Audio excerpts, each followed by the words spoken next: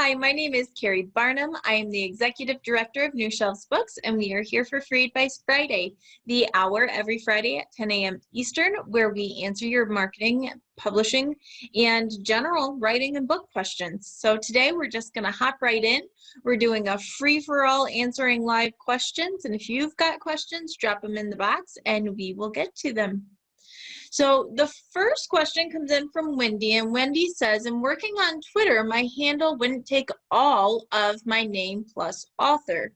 It would only take Wendy Higdon auth. Would that be okay to use, or should I figure something else out? Any suggestions? So when branding yourself online with your Twitter handles and all of that kind of thing, I always recommend that you use your name when possible, or if you're using a pen name, use your pen name. If your full pen name does not fit, I've had some people with some really long names. I say use an abbreviation. Maybe that's your first initial, your full last name, or something along those lines. Or maybe you have a really common name. Maybe your name is Jim Jones and that's just all taken. Well, then you may do Jim Jones author, Jim Jones MD. Obviously, only if you are. Let's not add initials we don't actually have. But I think that you can add things in. Now, in Wendy's case, it sounds like it's just like it just isn't working for that. Wendy, what you could do is that I think Wendy Higdon, AUTH, is fine. You may also maybe do Wendy H author, or do something along those lines. I would just make sure that whatever you're doing, that it's easily understood and branded. And part of branding, again, and we've talked about this before, is that you get some type of professional picture that you can place on every single platform. And one of the reasons for having the same image of yourself on every platform is that if I found you on Facebook and I'm trying to follow you on Twitter and I am searching your name, that I can look for your picture as well as your name. So that's how I know that that's you. Wendy, that's how I found you on Twitter the other day when you were asking me questions. So it's working all together. Sometimes you just won't be able to get the same handle on every platform. But if you do the branding across the board, if you work towards getting the same name, the same profile picture, the same header, then you start to be able to really pull it together. And absolutely, Tara is saying shorter is better, and that is correct. When possible, short is better, and consistency is key. Do it the same as much as possible. Like for New Shelves, we have facebook.com/New Shelves Books. Our Twitter handle is New Shelves Books, and yay, we were just able to brand our YouTube for youtube.com/New Shelves Books. So consistency makes us easy to find. All right, and yes, as Terry's saying, for Twitter especially, because a Twitter handle is part of the character count in retweet. So when people are tagging you and things like that, so you don't want to have like a forever long name, but they do cut you off. You can only have a certain number of characters for everything on Twitter. Let's see. I have not had much luck with Fiverr, wanting to purchase an illustration sample and found out it was lifted from clip art. Can you recommend anyone else that would do a good job with children's illustrations? Pat, we have some people that we've worked with. It's just if you are going through someone who is a illustrator in the sense that they've been doing this for a long time, they are US or Canadian based, even UK based, many of them they charge quite a bit. I mean, for a children's book, you could easily be looking at $3,000 to $10,000 for illustrations. So I think that you have to kind of understand that, yes, you will maybe have some more trust there, but that comes at a cost. Fiverr can be, there are wonderful designers on Fiverr. First, let me say that there are wonderful, trustworthy people on Fiverr for sure. But you do kind of have to double check and make sure that you are working with someone who understands that you are careful of piracy and copyright. I will say that in some other countries, I've worked with people in different countries around the world, and in some countries, it's just not a big deal. Piracy is, they're like, yeah, I took it. Like, they're not even, it's just not a thing like it is here in the States. So I don't think that it's always ill-intentioned, but I do think that you have to be careful, and maybe that goes into your written description. And again, you have to search it. You have to ask specifically about copyright and those kinds of things. So that's where I would start. If you're in author groups for children, I would absolutely ask for recommendations in that group. The best way to connect with people is from a recommendation, because then you know someone else has already worked with them and done well. So if you're in an author group or a children's book group, anything like that, I would start looking, and also go look for some children's books online, let's say Amazon, find some that were self-published and see if the illustrator is listed. If they are, you can Google them and you might be able to find them, find their design site, and then you can reach out to them. So that's another idea as well.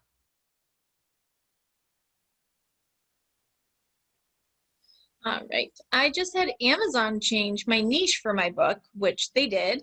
Yay, but the next niche down was not available to choose.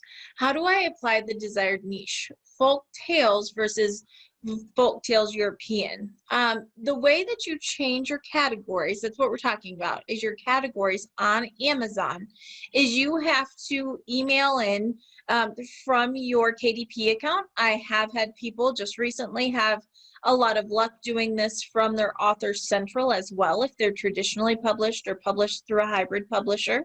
And you email them not only the exact category you would like to be in, but you have to show them the path.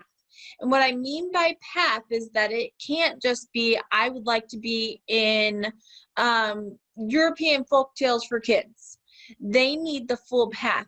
I would like to be in your European folk tales for kids. The path is Kindle, children's books, fantasy and folklore, folklore and folk tales European.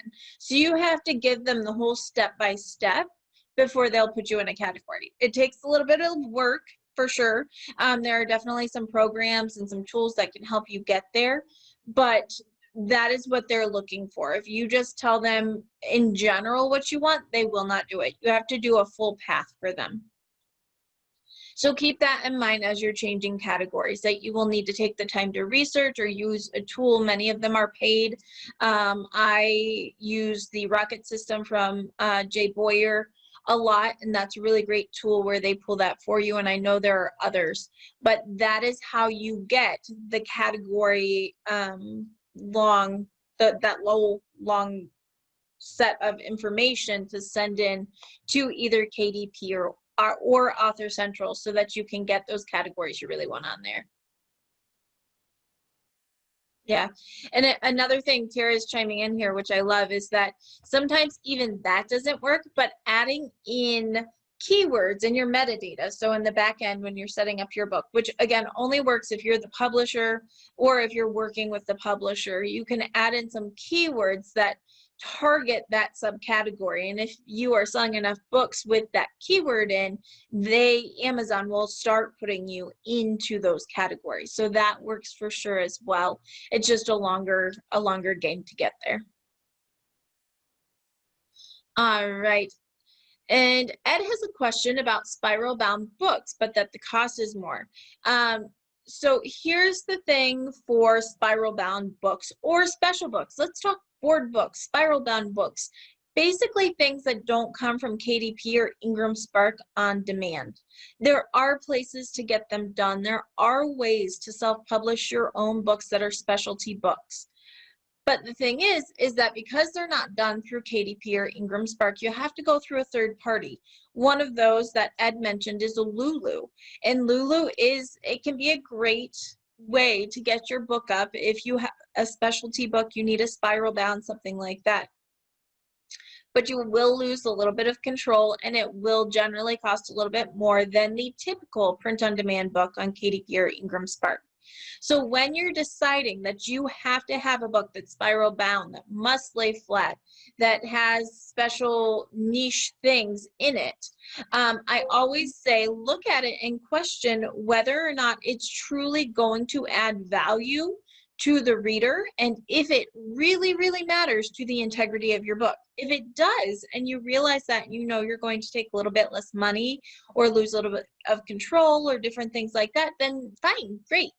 But think about it carefully before you do it, because yes, those things do sell on Amazon. I mean, everything sells on Amazon. I don't know if you've gone browsing lately, but the things that are on Amazon amaze me. But when you are selling these things, know that you're losing a little bit of control. You can still do it. Spiral bound sells, coloring book sells, journals sell. Certainly, just like any other book, it depends on the personal marketing effort that goes in, the publishing marketing effort, and it depends on the actual book itself, but they can sell. Definitely do your homework though before you make a decision one way or the other. There's no wrong answer. That's why we self-publish. That's why print on demand is so popular, is because you get to choose. That is the joy of self-publishing, is that ultimately you get to choose, for better or worse, how your book turns out. And so do your research, try it, and decide what works best for you.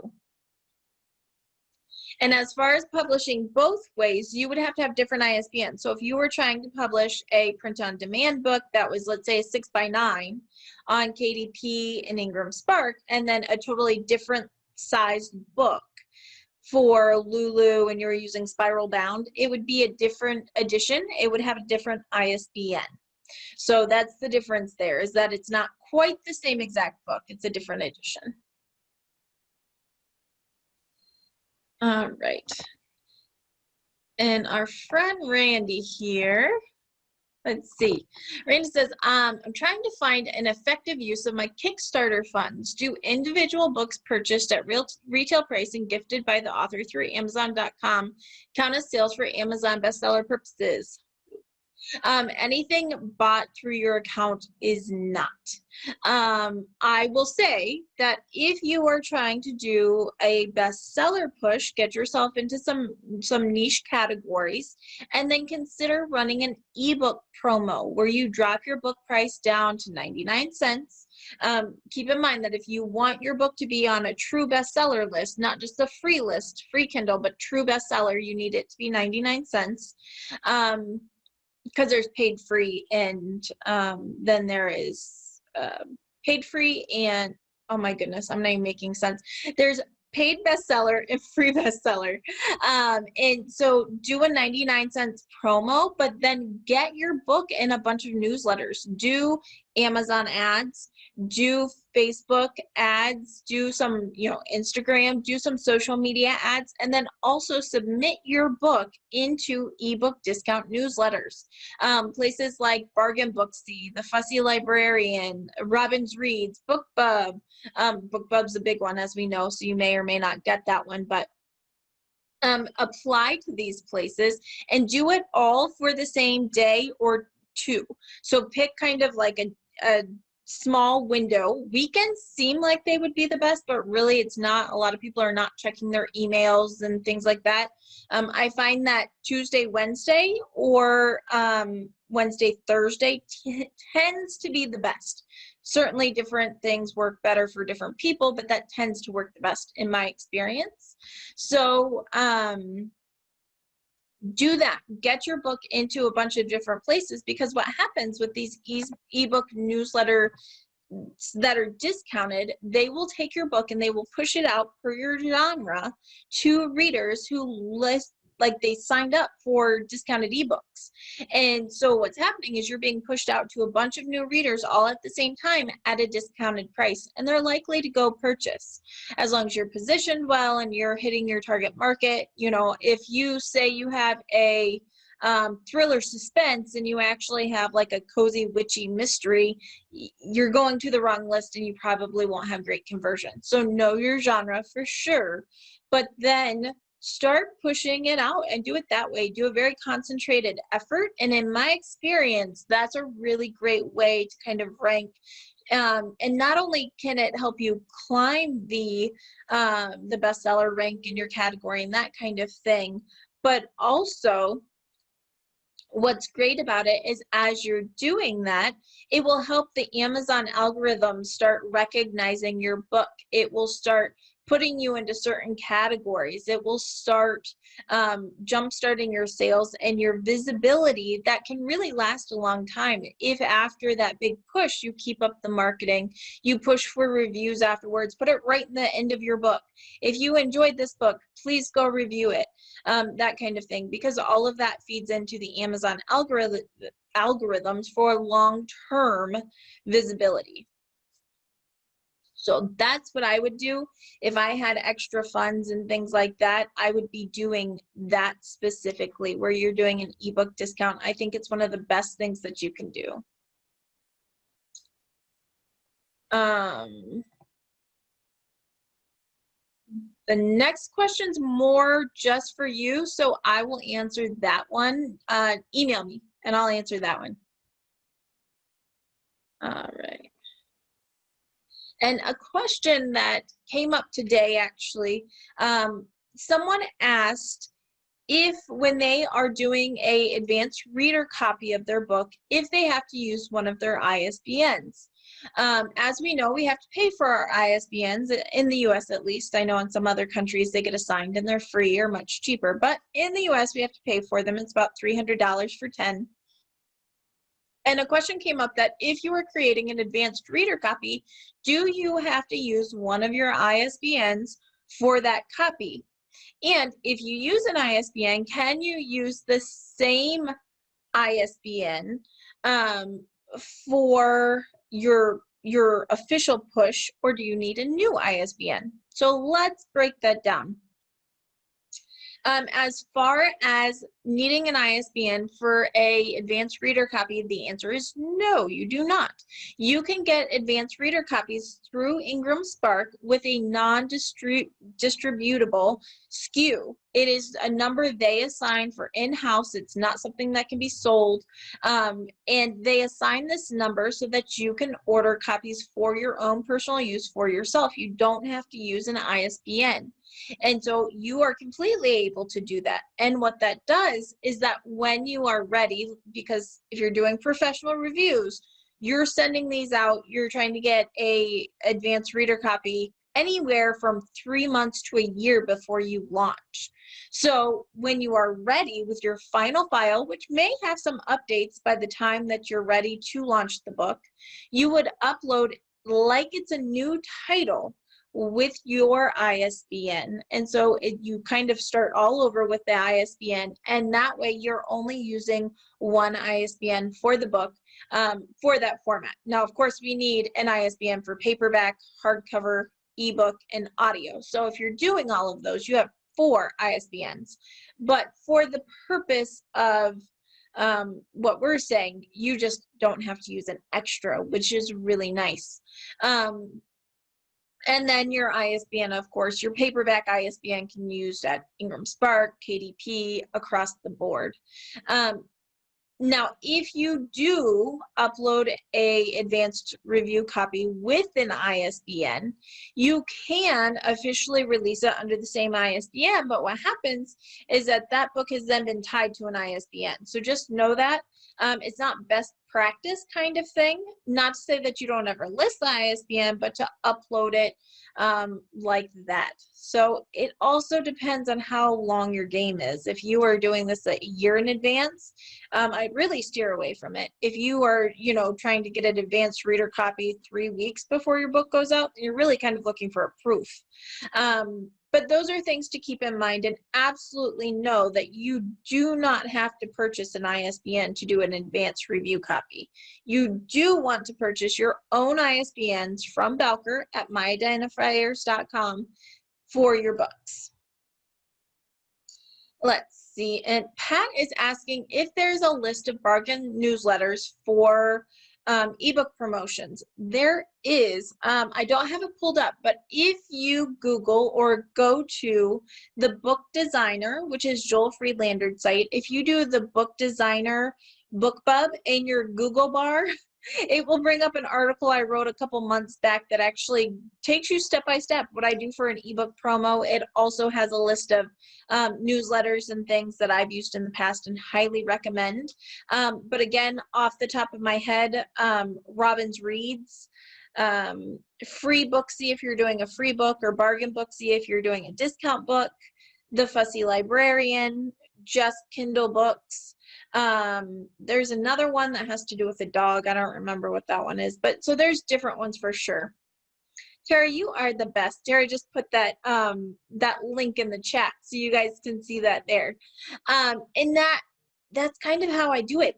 Again, it's not that there's a wrong way. You do what fits you. Maybe you can only afford to do one ebook newsletter. Maybe you have $30 and that's all you can afford. Well, then that's all you do, but you can build this ebook promo as big or as small as you want it.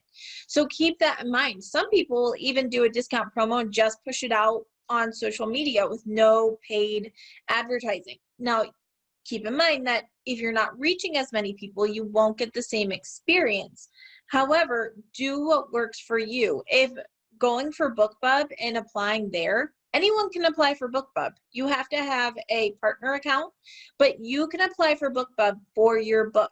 Now, they only accept like 10% of books into the system. When you submit a book, they review it and they will say yes or no, and they accept around 10%. That number, I think, fluctuates depending on the genre, but you can do that. BookBub is not cheap. BookBub can be anywhere from a couple $100 to a couple $1,000, depending on the genre and how big their list is. However, if your book gets out to 4 million readers, well, you got a lot of opportunity, so it may be worth $1,000. Just know that you build off of what you have. I always think that it's so smart to use the means that you have to promote and market within your means. It always makes me nervous when people are going above their means to market their book, because then what if it doesn't work? And that's the thing with marketing, is marketing sometimes is, I'm going to try it to see if it works. And if you do that enough, you start to know what works for your book, or what works to what works for your book, or what works for your genre, what works for you. But it's still important that you keep within your means. I mean, marketing, a lot of times, if you can't afford to possibly lose it, then think about that long and hard. That's there's my financial advice for the day. All right. Yep, and so Tara's saying it's important to note that when you are applying for BookBub, you can apply every 30 days. So just because they say no once does not mean that they will always say no. It means that they say no one time and you can try again. In the meantime, in that 30 days, build up your sales, build up your reviews, build up your platforms. Make sure that you've really tightened up your description on KDP and your pitch. And sometimes, yep, it can take up to 13 times. I've seen it take more than that.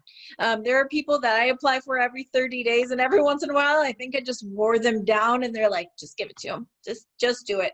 And also, BookBub has an international list and a US list. You can apply for one or the other, or you can apply for both.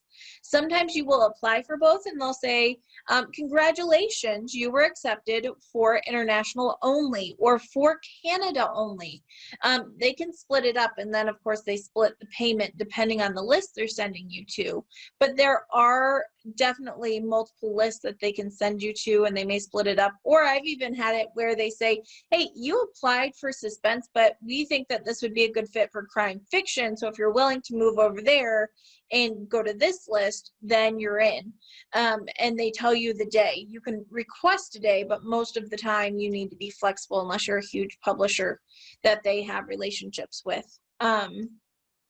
But the important thing for you to know is you can do it. As a self-published author, as a small publisher, hybrid, you can do that. So go look into BookBub. And it's also important to note too that they notice the authors who are hanging out on their platform. If you're applying to BookBub again and again and again and you're not getting a response, look at your personal BookBub platform. Have you claimed your author page? Do you review books on BookBub? Are you hanging out there? Because they absolutely notice. I work with an author who she's just on BookBub. She is like, instead of Goodreads, she does BookBub, and she's on there. She's reviewing books. She's got her author page claimed and all of that. And so she actually ended up getting a special interview with BookBub, and they featured her in her books because they noticed that she was on the platform so much and that she was building it out there. So consider that as well.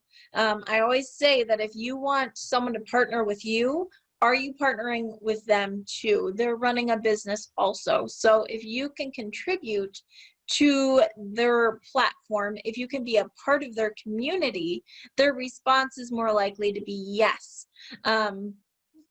Because support is generally a two-way street. Would you go to a friend and ask for a review if they had a book and then they ask you and you're like, no, I mean, I asked you to review my book because my book's good, but I'm not going to review your book. I don't have the time. If you're doing that, we need to chat because you're probably losing friends. Can you sign up for BookBub even if you're not published yet? Yes, you can. You can sign up as a reader and get an account. You can also sign up, I believe, as a partner. Now, to sign up for an author account, you do need a book out. But there are ways to participate before then, because most of these accounts are tied together. Just like your Goodreads author account, it starts with just a Goodreads account, and then you upgrade to the author account. So again, being active on this platform is a way to not only build your audience, because guess what happens when you have a new book that comes out? BookBub tells your audience, anyone who's following you on BookBub, they get an email saying, hey, Pat's new book is out. You should go check it out. When there is a BookBub deal and different things like that, you will get notices. So it's another great place to build up your platform. I know this is one we don't talk about as much, but it can be very helpful, especially if you have a lot of books, if you have a series or you're getting a lot of books out there. I would say children's books, maybe not the best platform. And here's why. It's all ebooks. BookBub is all about ebooks and children's books. Even until you get into at least middle grade young adult books, they sell on ebook a little bit, but that's not the prime market. That's not where most people are going to. I have 2 kids, and especially this year, because school is all remote, when they want to read, if they're like, hey mom, can I read on my tablet? No, you can pick up a book and you can read it. No, that may just be me, but certainly kids also are drawn to the pages, to the colors, to the turning. If you're reading together, as you know, you're reading to a child or something like that, it's much easier to hold a book and kind of be interactive there. So not the best platform for children's and even for young adult. I'm not talking about young adult that would be read by 15 and up. I'm talking more about middle grade and down. Not the best platform. However, adult books, it can be a fabulous platform. So if you have not gone to BookBub, if you have not explored it, looked at their site, signed up for a reader profile, anything like that, go do that. That's your homework for the day. Go check out BookBub and discover them a little bit more, because it really is a fabulous platform. All right. And just a reminder, if you do have questions, drop them in the Q&A, not the chat, because I do sometimes miss things over in the chat, I'm afraid, because, oops, because it scrolls. There we go. All right, would Goodreads be a better platform for children's books? I would say Goodreads is still a good platform because people can leave reviews. Overall, I think you need an online presence for children's books and children's authors, but know that ebook sales will typically be a small percentage. So you will have to make sure that you're pushing your print book more. It's not that you can't be on certain platforms, but if you are advertising a book, a picture book for kids, I would be advertising the hardcover or the paperback, not the ebook so much, because I don't care if an ebook is 99 cents for my kids. They're probably never going to read it. You can try it and you may get some sales, but if you tell me, man, I've got this amazing hardcover that is discounted, or you have a hardcover that just is awesome, I'm more likely to spend that. I will honestly spend more money, and most parents and grandparents will tell you this, they will spend more money on kids' books than they ever would on adult books. You asked me to buy a hardcover book that is $36 for me, and I'm going to be like, it better be a favorite. You asked me to do that for my kids for a birthday or something, I'm like, oh yeah, perfectly reasonable. Meanwhile, an adult book that's $36 for hardcover is probably this big, and a kid's book is like this big. No problem. So just keep that in mind, that the way that you market and the audience you get out in front of when you're spending marketing dollars changes a little bit based on the audience. Yeah, and Linda's saying Fussy Librarian has some very reasonable deals, and that is so true. A lot of their lists are under $20 to submit to. One of my favorites, I started using Fussy Librarian years ago when they were still fairly new, and they get a lot of great responses, and they are inexpensive. I just signed a book up for a deal last night, actually, going out to 2 different lists, so they're similar but different genres.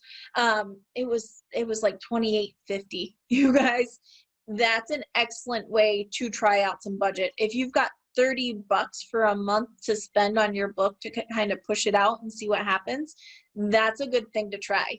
Now keep in mind, you can't do this every month. If you try to do a discount deal on your book every single month, or even every 6 weeks, it will start to cheapen it. It will no longer be a deal. It'll be like those stores that are always having a closeout sale.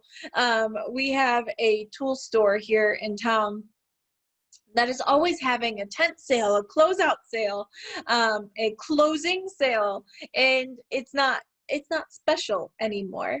So I think that it's important that you plan that strategically. I would not do more than 2 in a year ebook discounts on the same book. Now, if you have different books, you've got more opportunities for sure. If you've got a series, you generally want to do your lead-in, which would be your first book in the series. If you do an ebook discount promo for the 7th book in the series, you just won't get as much response, because then people realize that they have to start at book 1 and pay full price all the way to 7. But if you have book 7 coming out and you promo book 1, you could get some nice read through all the way through book 7. So again, something to keep in mind.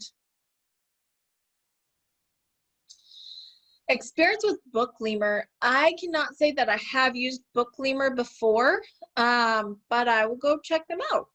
I have not used them. Again, I've used, it's going to drive me nuts. It's some dog one. I know that sounds crazy. They're all named after like animals. It's not a book thing, it's an animal thing. So I have not used Bookleamer. If anyone else has used Bookleamer, chime in the chat or in the Q&A. I'd love to hear about it. But that's another one to look at. And you can always Google discount ebook newsletters. Absolutely. Some I'm sure I have not used before or I have not discovered. When you do discover them, if you like them, email it to me. Questions at freeadvicefridays.com. I love when you guys give me new tools and feedback that works for you because it helps us share with our community, which is awesome. But what I look for when I'm doing an ebook discount, and I'm looking for a new company to push my book out to a list, what I'm looking for is, in general, they should tell you exactly what they're going to do. Are they making a social media post? Are they sending it to their list? And I always look for when they can give me a general number their list goes out to. If it's cozy mysteries, is it 50,000? If it is paranormal romance, is it 117,000?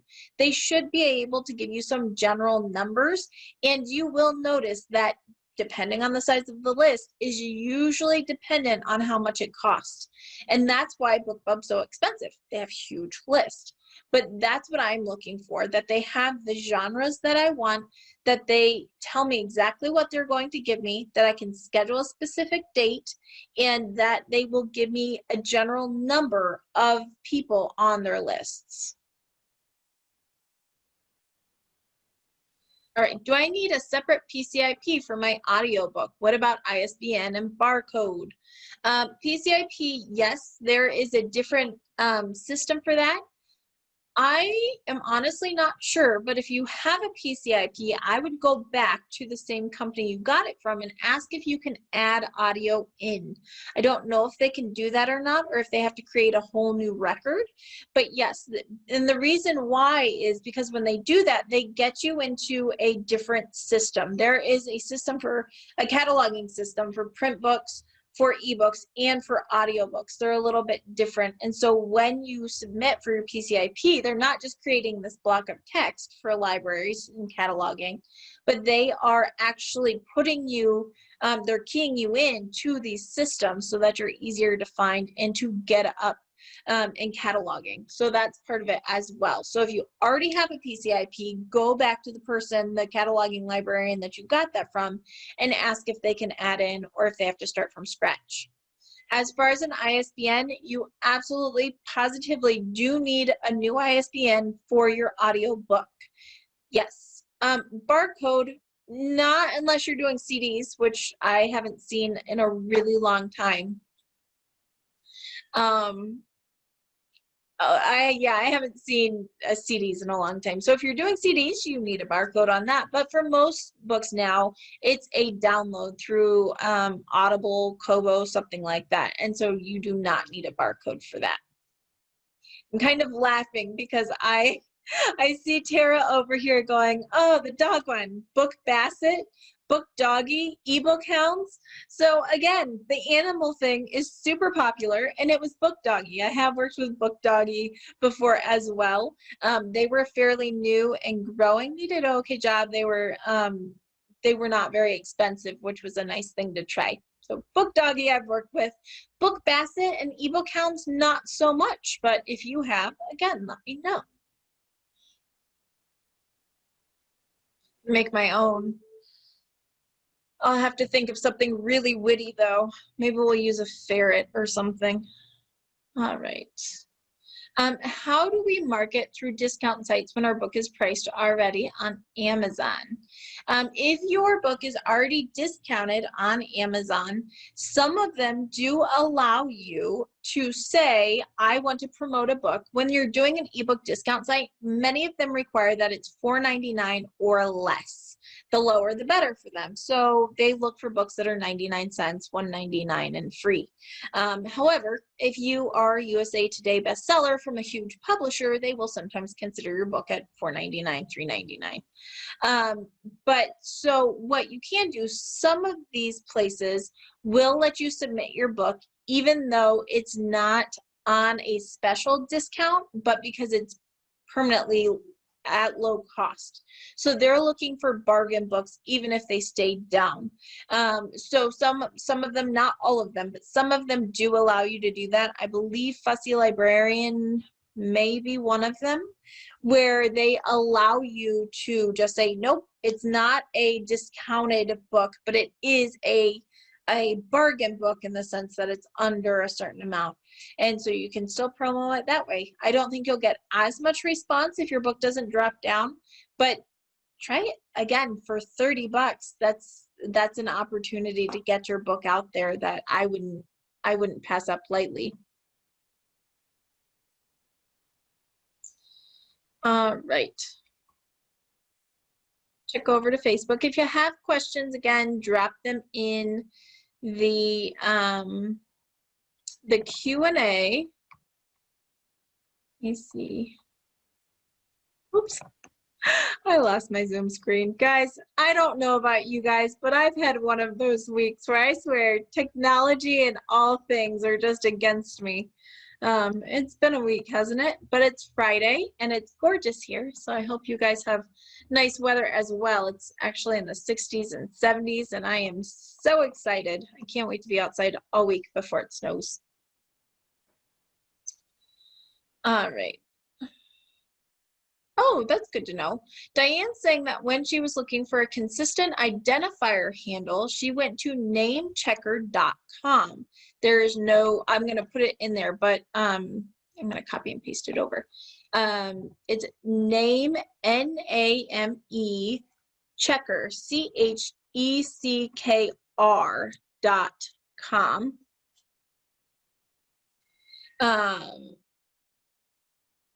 And namechecker.com allows it to show all the platforms at one time. So you can type in a name and see if it's available on all platforms. You can type in a desired set of words and they show what platforms are available, which are not. So that's super cool. Rather than going to Twitter, going to Facebook, and kind of going all over the place, you can go to one and make it happen, which is awesome. Thank you for that, Diane. Namechecker.com. Wendy, I did not, or at least if I did, I'm afraid that I do not remember that email, but if you type it in here, I will gladly answer.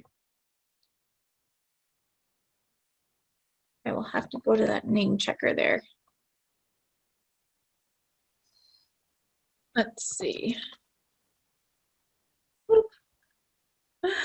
Oh my goodness. All right. All right, you guys, we've got about 10 more minutes, but I can literally see my video doing weird things.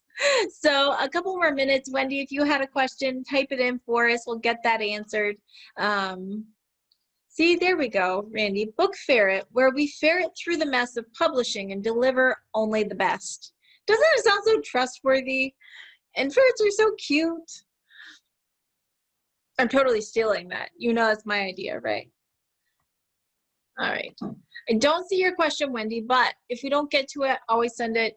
You guys, if you have questions in advance, you can always send them in to us via email, questions@freeadvicefridays.com. So you can always find us there. You can always send in questions throughout the week if you know you won't be available on Fridays or anything like that. And then the replays go up on YouTube. So that's a great way to do that as well. All right, I think that's all of our questions today. It was kind of a weird day. But thank you guys for being here and bearing with all my technical difficulties. And let's see. Oh, one question just came in. I'm doing a book reading soon. Is it okay to sell my book there? Isn't it? Yeah. As long as you talk to the person where you are doing the reading, if it's a bookstore, library, whatever it is, you just ask first. The libraries generally don't allow you to sell books because they are not allowed to let you sell things in the library. And in that case, make sure that you tell people you can buy my book online. But if you're at a coffee house, something like that, a lot of times they will let you do back of house sales. So absolutely ask. All right, you guys. Oh, poor Wendy. She's trying to fast and furiously type in her social media question before we go. We'll wait just a second then. All right. And if you guys have topics that you guys want to cover, you want me to find guests for certain topics, things like that, I love to hear that. It's such good feedback when you give us ideas of people that you want in, and all of that. Carolyn, that's a question. If you could email me, that would be great, because that is a specific question to your book, which I would love to answer. Questions@freedbyfridays.com, or just email me directly at Keri@newshelves.com, and we can get that answered for you. Let's see. Ooh.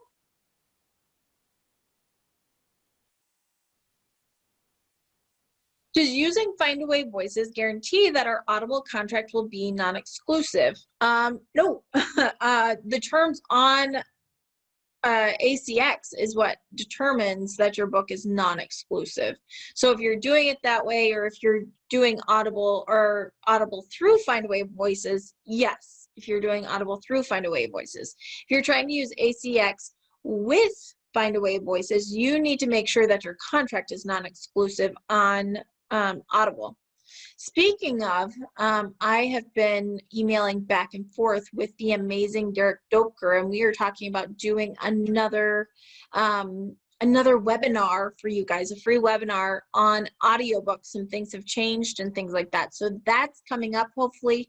We've been going back and forth, and we're trying to pick a date. So if you are wondering about audiobooks, what's new, what's changing, how to actually produce your own audiobook, we hope to have that webinar actual dates coming up really soon. All right. Okay. Are the games for engagement for fiction mostly? I think you mean, so Wendy's asking, when posting to social media, sometimes you'll see games like drop a GIF, whatever you say, of your favorite celebrity, showing how you feel about it being Friday, or different things like that. What's your favorite book? That kind of thing.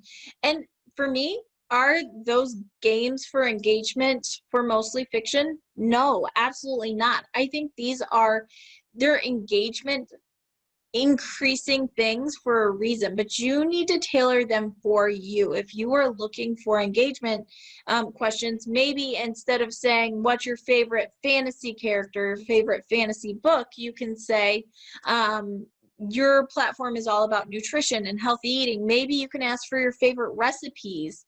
What are people's best or least favorite vegetable?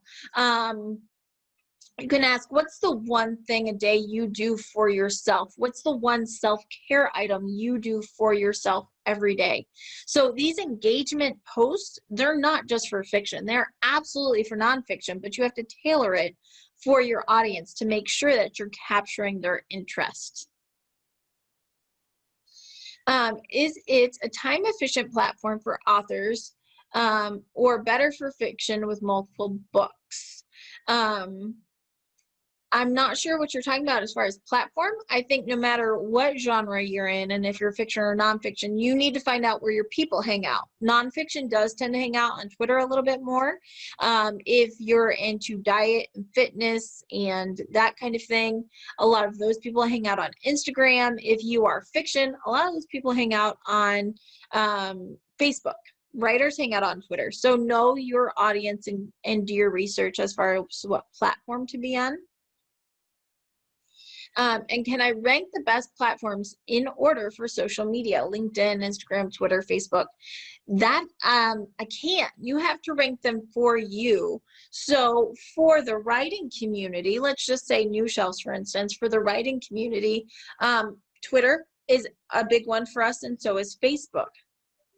Pinterest is a really big one for the writing community and doing different infographics and stuff like that. Instagram, we actually get the least amount of response from Instagram, but we do Instagram because we kind of want to be even keeled across the platform. Now, when we are promoting books, Instagram is really a high one because we can do some nice visuals. Instagram and Facebook tend to be very popular for fiction. So it depends on your book, your genre. If you've written nothing but business books, you have business financial books that are all about how to manage your assets in retirement, well, then LinkedIn's probably going to be a really good spot for you, especially if you're being featured in different publications and things often. So know your audience, find out where they hang out, and that's where you take yourself. We don't ask our audience to come over and meet us somewhere. We go to our audience and we make it convenient for them to stop by and say hi. And I hope I got those answered right. Oops, let's see. All right, you guys, I think I got them all. I said I was gonna leave and it looks like we had fast and furious fingers. I love it. Did you ever audition a narrator from Findaway Voices? I have helped clients audition narrators. I have never personally done that myself. Most of the books that we've worked with in-house have been narrated by the author in many cases. So I have helped audition, but I have not personally gone through the process. But Findaway Voices does have narrators, and you can absolutely audition them and see if you can find one. All right, if I add an award to my cover and make other small changes, do I need to create a new edition? No, if you're just adding a little award, if you are just doing a small change to your cover, you do not need to do a new edition. Now, if you're totally changing what your book cover looks like, you should consider it, especially if it's been a couple years and you're updating other things.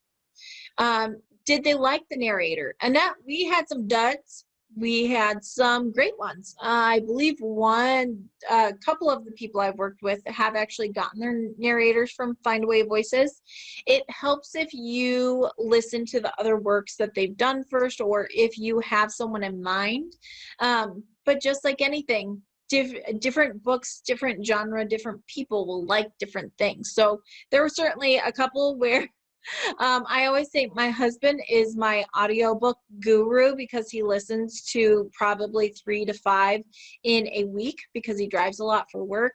And so I'm always like, come on, you have to listen. And we sit down and listen to these, and some are cringeworthy. Some are not enjoyable. Sometimes it's just the character that doesn't really fit.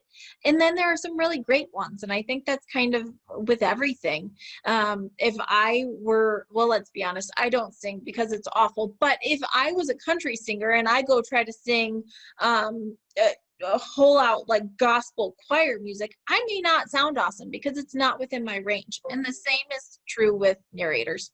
Kind of just happens. But Findaway Voices is a great place to go out and kind of try to find new talent and see how that works. And all right, I think for real this time, I think we're good for this week. You guys were wonderful. If you have questions for next week, email them in, questions@freeadvicefridays.com.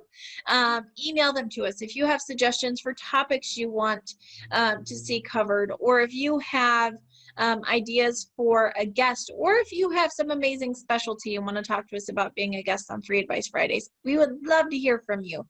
So questions@freeadvicefridays.com. You can also connect with us at freeadvicefridays.com, where we've got our hookup to YouTube and Facebook and all those good things.